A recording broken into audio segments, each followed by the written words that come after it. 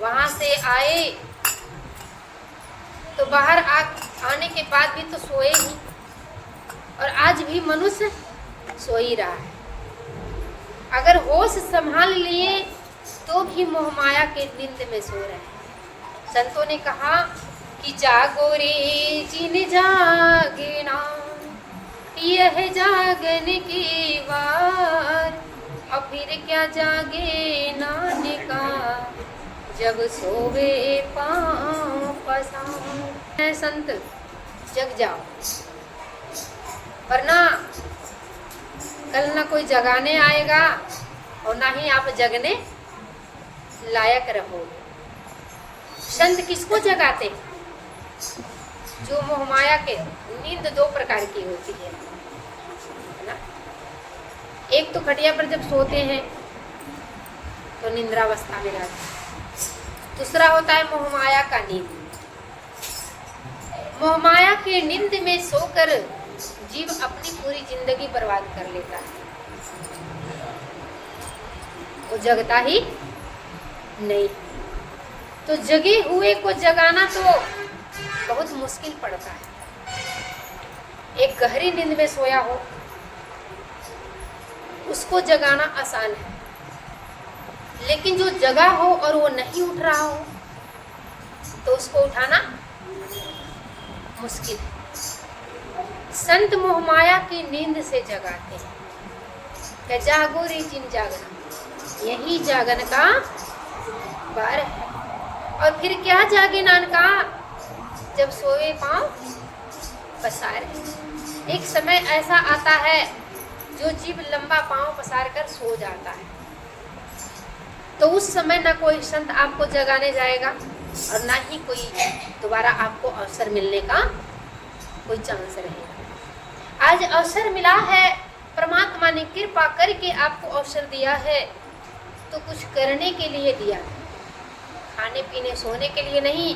खाना पीना सोना और कुटुंब मकान 84 में सब मिले मिले नहीं भगवान। खाना पीना सोना अपने प्राय की पहचान, ये 84 में तो सबको मिलता है।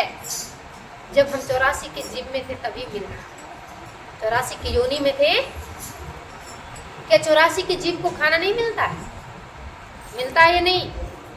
कोई जीव भूखा रहता नहीं है। लेकिन मनुष्य एक ऐसा जीव है जो दिन रात हाय धन के पीछे चल रहा है और फिर भी इसका पेट कभी भरता।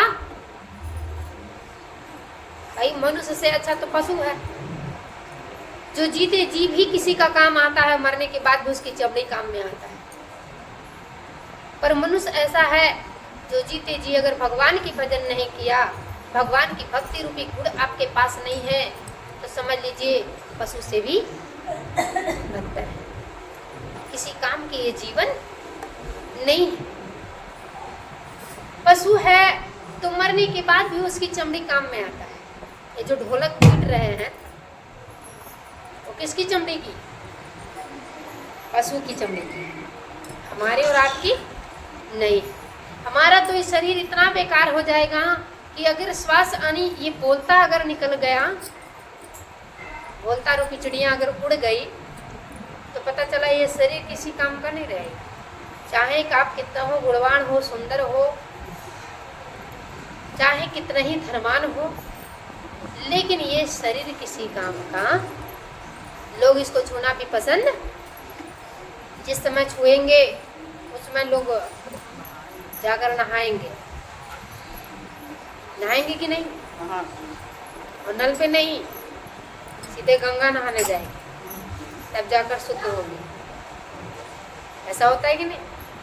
कहते रे अल्लाह मारे गए थे, उसको उठवाए हैं, नहाना तो पड़ेगा ही गंगा।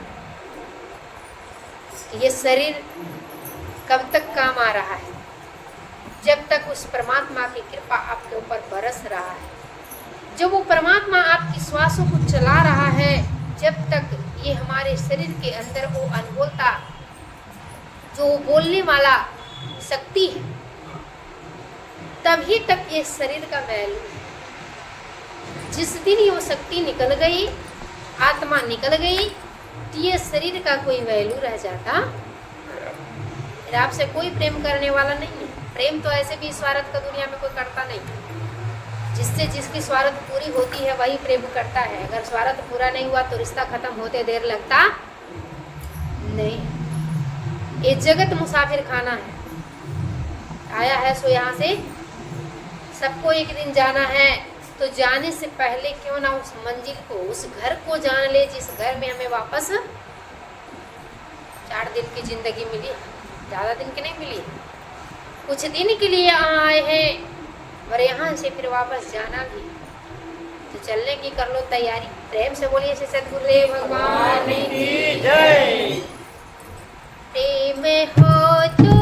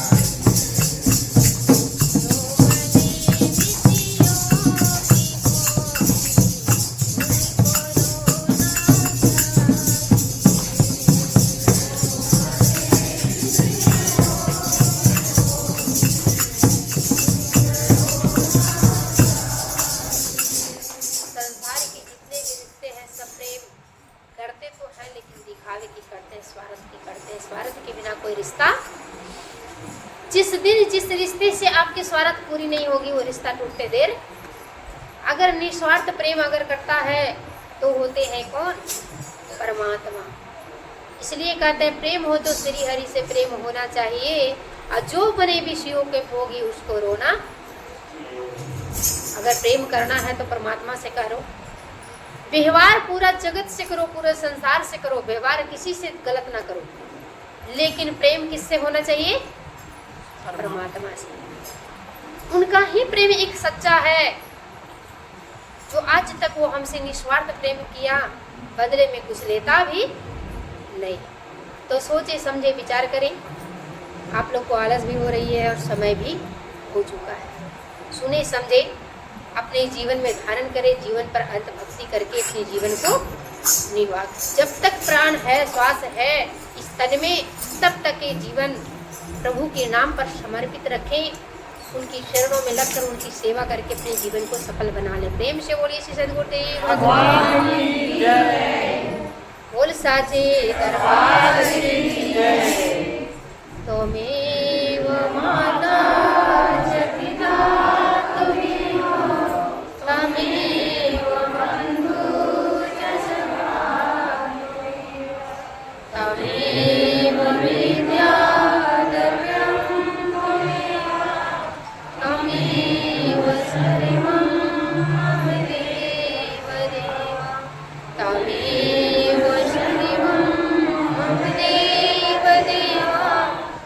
me